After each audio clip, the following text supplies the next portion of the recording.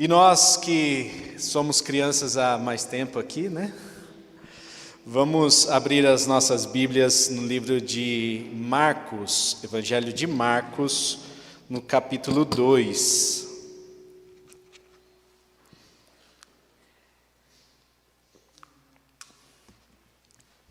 Evangelho de Marcos, capítulo 2. Leremos dos versículos 1 até 12. Eu gosto muito do Evangelho de Marcos porque parece que Jesus está vivendo nos dias de hoje e numa cidade grande. A gente vê que no começo do Evangelho, a gente vê Marcos falando sobre um profeta que preparou o caminho, vai falar sobre João Batista, mas logo depois, alguns versículos ele fala sobre João Batista e depois ele já começa a falar sobre Jesus. E aí a gente vai vendo que Jesus é superativo, né? Então ele está aqui fazendo milagres uma coisa atrás da outra, Jesus não para. A agenda de Jesus é uma agenda cheia, porque Jesus tinha que ir para a academia, tinha que fazer os milagres, depois tinha que estudar a lei, né? Então ele tinha também um estudo lá na sinagoga. Enfim, Jesus não parava, era um homem ativo. Parece um Jesus nos tempos de hoje, né? Parece que a gente está vivendo os tempos de hoje aqui, né? Parece que Jesus está vivendo nos tempos de hoje. E veja só, a gente vai ver que no capítulo 1, Jesus ele é batizado, logo depois ele chama os discípulos, aí ele espanta lá um espírito imundo em Cafarnaum, chegou o sábado e tal, aí no versículo 29 do capítulo 1, fala assim: logo que saíram da sinagoga, aí no 32, ao anoitecer. Então olha só, uma sequência de fatos, né? Aí no 35, de madrugada, o que você faz da meia-noite às 6? Jesus estava orando lá, estava fazendo milagres, né? Então, olha aí. Aí depois, no versículo 43, em seguida, Jesus o despediu. Então, parece que tem uma coisa atrás da outra, né? E acabou de fazer um monte de coisa. No capítulo 2 diz assim, poucos dias depois. Então, talvez Jesus tenha tido aí alguns dias de folga. Teve alguns dias de folga e poucos dias depois, tendo Jesus entrado novamente em Cafarnaum, o povo ouviu falar que ele estava em casa. Jesus estava aonde? Na casa dele, né? Estava ali na casa. Então muita gente se reuniu ali, de forma que não havia lugar nem junto à porta, e ele lhes pregava a palavra. Olha só que interessante, Jesus começou um grupo familiar na casa dele. Jesus começou uma célula ali na casa dele e de repente a coisa começou a explodir.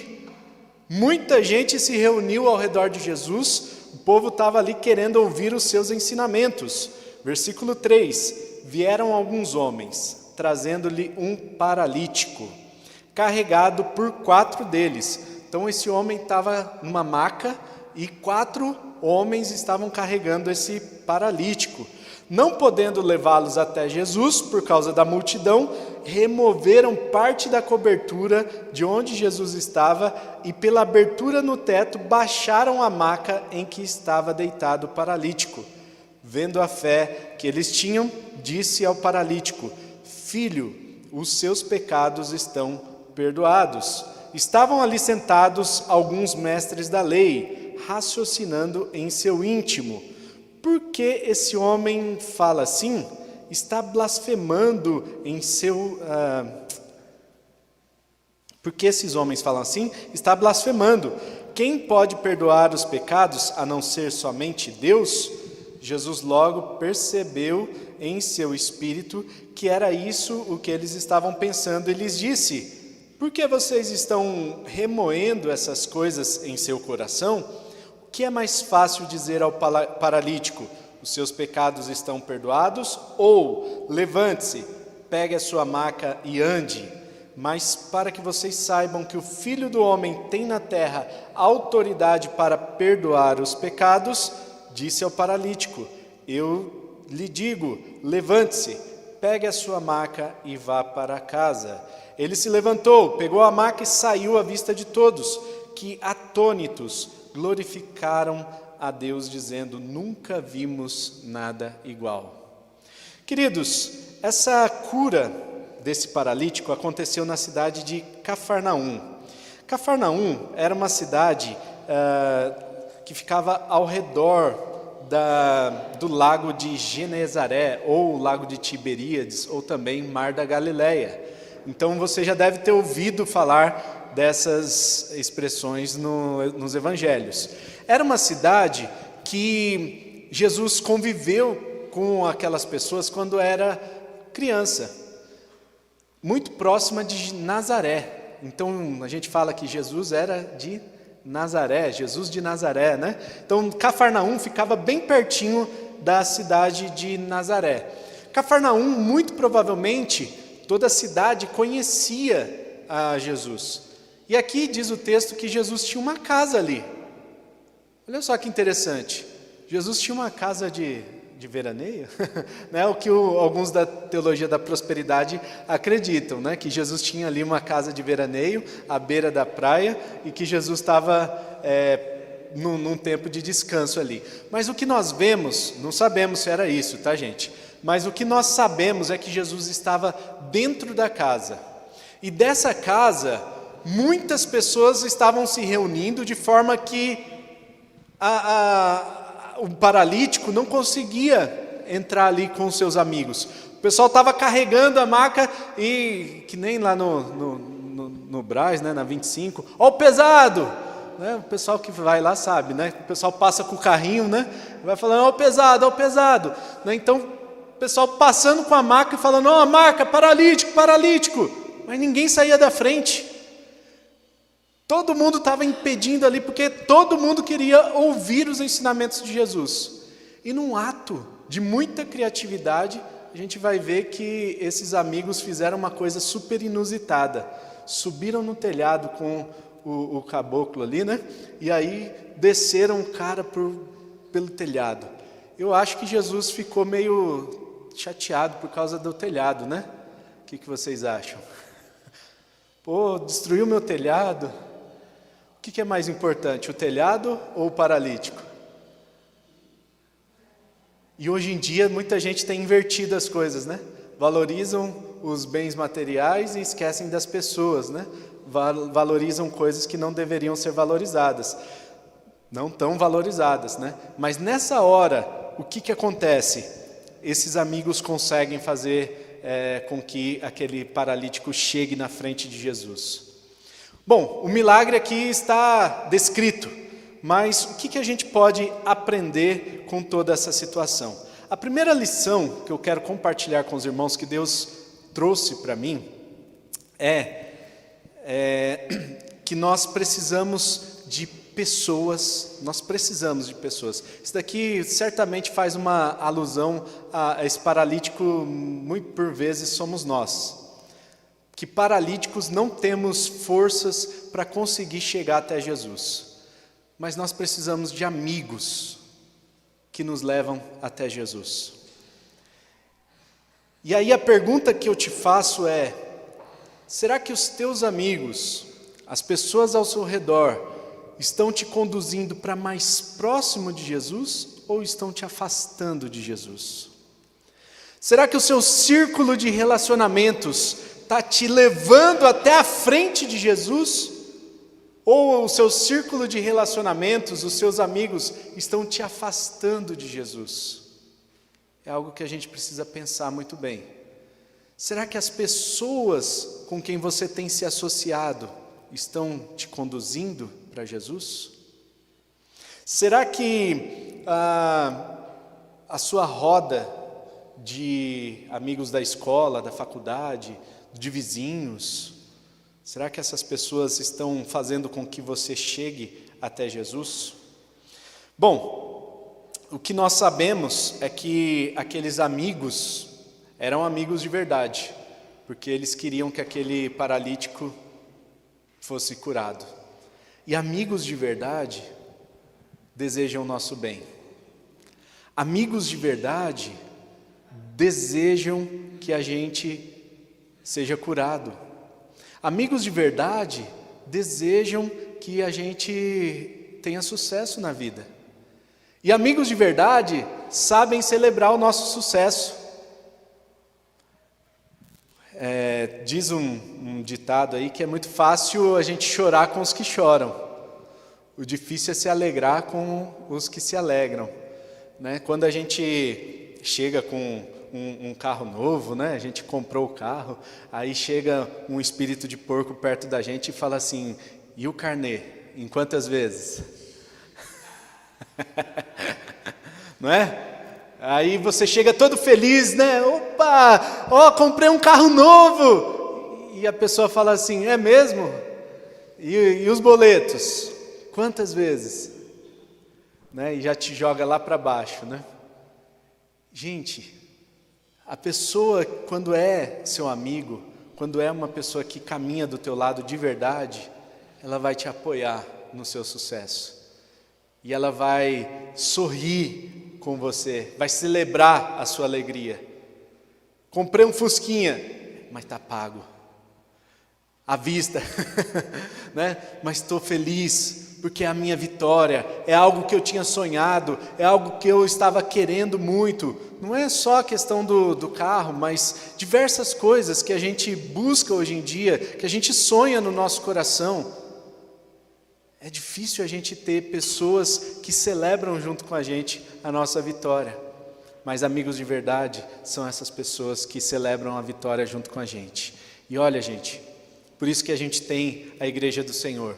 Porque na igreja nós precisamos ter essa disposição de celebrar as vitórias uns dos outros. Amém? Nós precisamos nos alegrar uns com os outros. Quando chega o irmãozinho e fala assim: puxa, eu fui promovida lá no trabalho e tal, agora eu sou gerente. Aí chega outra pessoa e fala assim: puxa, agora você vai ter que trabalhar mais, né?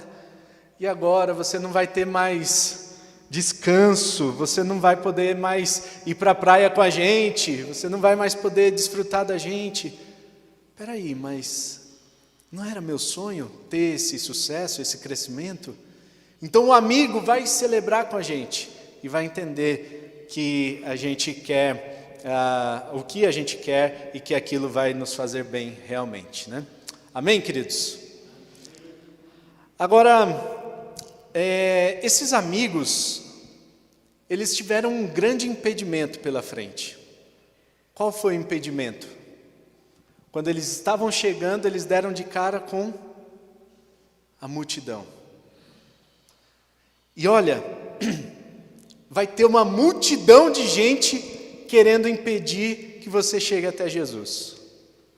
Parece que é uma coisa, quando a gente quer fazer uma oração, quando a gente quer buscar o Senhor, quando a gente se dispõe a jejuar, a buscar a Deus, quando a gente quer, por exemplo, vir na reunião de oração quarta-feira, né?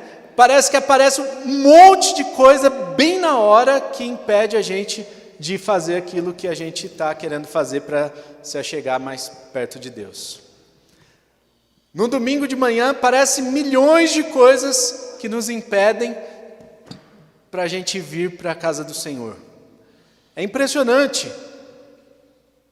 Mas a gente precisa entender que quando a gente quer alguma coisa, nada nos impede. E essa é a segunda lição que eu quero trazer. Nesse texto, uma multidão estava impedindo, mas esses amigos foram muito criativos. Levaram o paralítico até o telhado. E do telhado eles desceram, amarrado em cordas ali, e fizeram com que aquele paralítico chegasse até Jesus. E a pergunta que eu te faço é: o que você tem buscado? O que você sonha? Qual é o seu sonho? Será que a multidão tem te impedido de alcançar os seus sonhos? Será que uma multidão tem te impedido de chegar até Jesus? Será que uma multidão tem impedido de chegar até a presença de Deus? Pergunta para a pessoa do seu lado aí: qual é o seu sonho? Vamos ouvir o sonho de cada um aí. Será que está na ponta da língua? O sonho?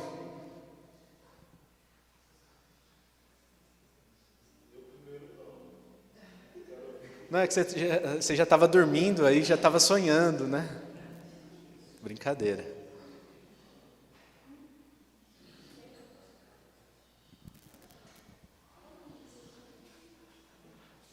É muitos, fala um só. Um só.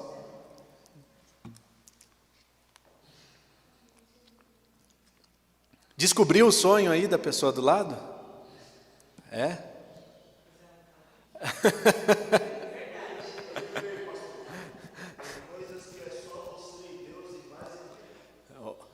Esse é o seu sonho? Tem que falar para Deus, realmente, mas você pode falar para os seus amigos que vão te ajudar a conquistar esse sonho. Te apoiar, né? Se você não compartilha com ninguém, você não vai ter pessoas que vão te levar com uma solução criativa, né? Te levar a vencer os impedimentos. Muitas vezes a gente encontra barreiras para a gente alcançar o nosso sonho. E os nossos amigos são aqueles que nos conduzem de forma criativa ao telhado e abrem o telhado para a gente e nos colocam diante do nosso sonho. Então a gente precisa de pessoas que nos auxiliem. Uma vez eu estava conversando com uma pessoa que ele falou assim: eu não preciso de ninguém não. Eu não quero que ninguém fique fazendo pezinho, sabe pezinho quando você vai subir no muro, né? E aí fica assim, vai. Eu não preciso de ninguém fazendo pezinho para mim não. Eu não preciso disso, né? E aí eu falei, puxa, você é o cara mesmo, hein? Você é o bichão, hein? Você conquista tudo sozinho, você se basta, né? Você é o cara. Só pode ser, porque a gente precisa de pessoas. A gente precisa de pessoas que nos impulsionem. E precisa de amigos que vão nos conduzir a esses lugares mais altos, aos telhados, para que a gente possa chegar no nosso sucesso. Claro que o sucesso, gente, né, tem várias vertentes aí, né? Muita gente acredita que o sucesso é só prosperidade financeira, mas isso daí é uma das coisas que podem ser considerado, né, sucesso. Mas sucesso na família, sucesso nos relacionamentos, sucesso na sua casa, na limpeza, na sua tarefa de casa, enfim, tudo isso é sucesso. E a gente precisa de pessoas que nos impulsionem. Terceira lição, queridos: inovação faz com que a gente rompa com os métodos tradicionais e faz com que a gente experimente coisas novas. É interessante que quando tem uma multidão fazendo a mesma coisa, sabe? Aquela multidão, aquela boiada de gente, né, fazendo a mesma coisa, aí chega você que pensa diferente, você consegue subir no telhado. Tem um monte de gente que pensa igual, não é, Marcos? Muita gente pensando igual. Tem muita gente que quer fazer o que todo mundo faz, porque isso já está comprovadamente, né, empiricamente, pode trazer sucesso. Aí chega alguém e fala assim: vamos subir no telhado? Vamos romper com essa multidão? E vamos fazer uma coisa diferente? Só que olha o que é interessante. O pessoal estava ali se empurrando para tentar ouvir Jesus. Chega o pessoal que sobe no telhado e desce o paralítico diante de Jesus. Soluções criativas nos levam para mais perto de Jesus. Inovação nos leva para mais perto de Jesus. Isso é muito interessante, porque quando a gente vai empreender, né, quando você pensa em um negócio novo, vou criar um negócio novo. Se você é crente de verdade, você vai orar. E você vai depender muito de Jesus. Porque a multidão quer ser empregado, né? A multidão quer ser funcionário. A multidão quer só estar ali no meio de todo mundo, é só ser mais um pontinho no meio da multidão. Mas aí quando você faz algo novo, você empreende algo novo, você depende muito mais de Jesus. Só que você certamente vai experimentar um relacionamento diferenciado com Jesus. Disso eu tenho certeza. Certamente você vai experimentar um relacionamento diferenciado com aquele que você está buscando, que é Jesus. Quarto ponto, queridos. Pensa na fé desse povo. A multidão tinha fé para ficar ali ouvindo. Mas esses 4 amigos e aquele paralítico que deve ter falado, né? Ó, me leva lá, me ajuda aí. Esses 4 amigos, pensa nos caras que tinham fé. E se Jesus fala assim, tira esse cara daí, o que vocês estão fazendo aqui, seus doidos? Vai, tira, sai daí. E solta os cachorros em cima dos caras, né? E se Jesus fala assim, vocês estão doidos, cara? Não faz isso não, estão estragando meu telhado. E agora? O que eles iam ter que fazer? Puxa a cordinha de volta, com o rabinho entre as pernas, e volta para a casa deles. Mas eles estavam crentes, eles estavam com muita fé, de que se eles conseguissem colocar ali o paralítico diante de Jesus, aquele cara ia ser curado. Isso é fé. É uma certeza que move a gente a fazer coisa que às vezes muita gente, né, a multidão não acredita. Isso é fé, gente. E nós precisamos desenvolver a nossa fé. E como que desenvolve a nossa fé? Pulando de paraquedas? Se isso for, né, se for um teste para você, amém. Eu prefiro não tentar Deus. Vai que o paraquedas não abre, né? O infarto, não sei. Mas eu prefiro não tentar Deus. E tem que ser um paraquedas bem reforçado, né? A gente não sabe, vai que, né? O fato é que aqueles homens tinham muita fé. Eles tinham convicção de que se eles alcançassem aquele objetivo, aquele homem seria curado. E hoje, será que o que você tem feito, o que eu e você temos feito, tem sido atos, ações movidas por fé? Ou será que a gente está fazendo o que a multidão faz? A fé faz com que a gente faça coisas novas. A fé faz com que a gente experimente coisas novas. A fé vai fazer com que a gente experimente cura. Vai fazer com que a gente experimente Jesus. Só a fé pode fazer isso. Por último, a gente vê que nada impediu aqueles homens de colocarem aquele paralítico. A gente sabe que vai ter uma oposição. A gente vê no versículo 6 que diz assim: estavam sentados ali alguns mestres da lei que estavam falando, né, contra Jesus. Por que esse homem fica blasfemando?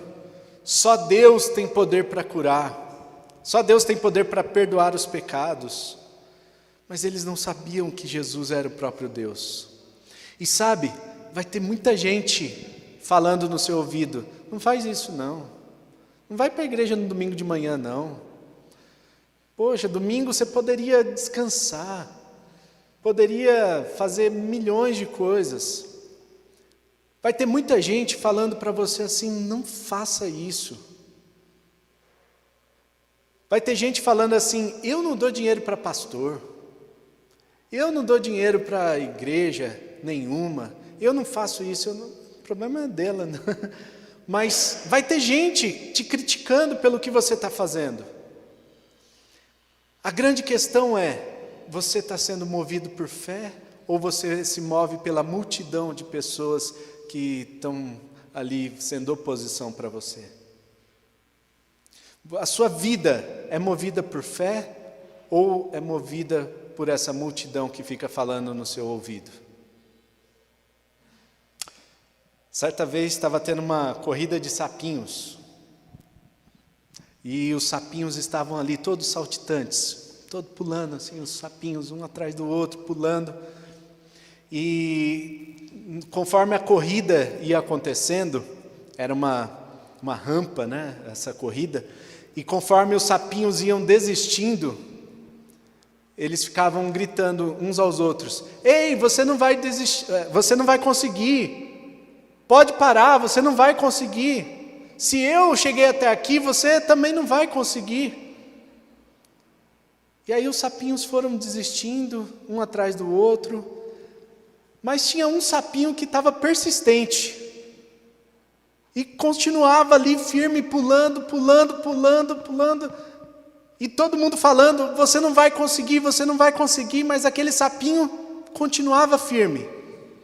E no final da corrida, aquele sapinho venceu a prova. E aí o pessoal foi chegar para ele e falar, né, conversar com o sapinho, foram entrevistá-lo, né? E aí, sapinho, o que você fez para ganhar essa corrida? E o sapinho respondeu: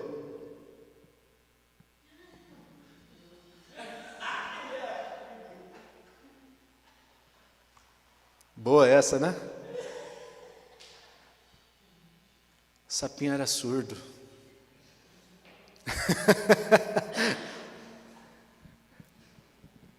Isso daqui é uma ilustração para mostrar que às vezes a gente precisa ser surdo para algumas coisas, especialmente para as vozes negativas, para as oposições que ficam se colocando diante da gente. Não que a gente tenha que sair atropelando todo mundo, né? A multidão, mas nós precisamos nos ensurdecer para algumas coisas, fingir que não ouve e segue o jogo. Quando nós temos convicções pessoais, quando nós temos a fé, quando nós temos Jesus do nosso lado, a gente vai experimentar cura, a gente vai experimentar sucesso em tudo que a gente quer, aonde a gente quiser chegar. Amém, queridos? É isso que você deseja? Você deseja ser curado? Você deseja estar diante de Jesus? Você deseja fazer algo novo e andar por fé? Assim nós vamos vencer essa multidão que nos opõe e certamente vamos experimentar o sucesso. Vamos orar? Pai, obrigado, Deus, por essa manhã. Obrigado porque por meio dessa palavra a gente pode aprender que é muito bom estar na Tua presença. É maravilhoso experimentar a cura do Senhor. É maravilhoso experimentar um relacionamento de intimidade com o Senhor. E que o Senhor, ó Deus, continue nos ensinando de forma criativa, de forma nova, para rompermos com a multidão de pessoas que nos opõem, multidão de pessoas que estão fazendo a mesma coisa. Nós queremos ser diferentes, para que possamos experimentar cura, restauração, perdão dos pecados. Senhor, nós queremos estar diante do Senhor. Nos ajuda, Senhor, a escolher pessoas para caminhar do nosso lado e junto com a gente, pessoas que vão nos levar para mais próximos de Ti, Senhor. E aquelas pessoas que nos afastam de Ti, que o Senhor arranque das nossas vidas. Aquelas pessoas que nos atrapalham, aquelas pessoas que se opõem ao Evangelho.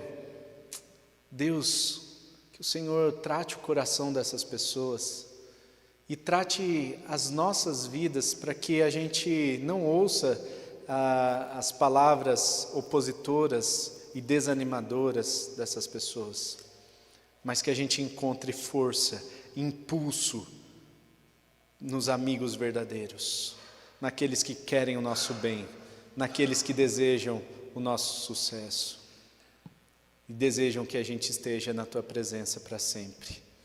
Obrigado a Deus por essa manhã, obrigado a Deus por essa palavra e continua nos ensinando, em nome de Jesus. Amém e amém. Amém. Amém, queridos. Essa palavra também tem um outro ponto que eu esqueci, né? Quando a gente está diante de Jesus, a gente experimenta não apenas a cura da nossa alma, mas a gente experimenta também o perdão dos pecados. É impressionante como aquele homem não foi apenas curado, mas ele foi também perdoado. Só Jesus pode fazer isso, que a gente consiga andar até Jesus, caminhar até Jesus e experimentar essa cura e esse perdão para a glória do Teu nome. Amém?